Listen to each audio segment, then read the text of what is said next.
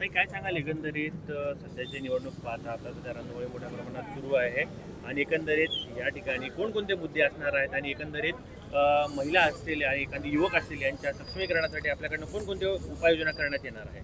नमस्कार, मी वंदना प्रशांत काळभोर, माजी सरपंच आहे लोणी काळभोरमध्ये. 2015ला मी सरपंच होते. खरं तर एक महिला सरपंच असल्यामुळे भरपूर या ठिकाणी गावामध्ये महिलांच्या ज्या अडचणी आहेत, महिलांना जे आपल्याला वाटतं ते महिला असं तर ते एकदम स्पष्टपणे त्यांना सांगू शकतात.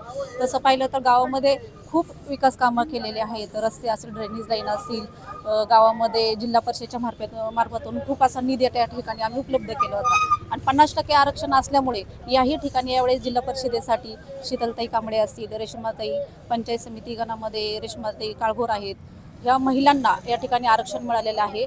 आणि आम्ही असं म्हणतो की आमच्या ज्या महिलांना असं वाटत होतं की महिला एक असल्यामुळे आम्हाला आमच्या ज्या अडचणी आहेत ते सोडवण्यासाठी महिलांना आरक्षण दिलं, त्यामुळे खूप खुश आहेत आम्ही सर्व महिला या लोणी काळभोर गावामध्ये.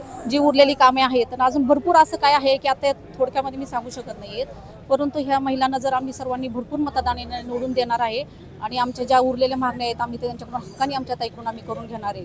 म्हणून माझ्या या लोणी काळभोर जनतेसाठी सर्व महिला भगिनी असतील, सर्व तरुण असतील, आम्ही सर्वांनी एकजुटीने जास्तीत जास्त त्यांना मताधिकाने निवडून देणार आहोत.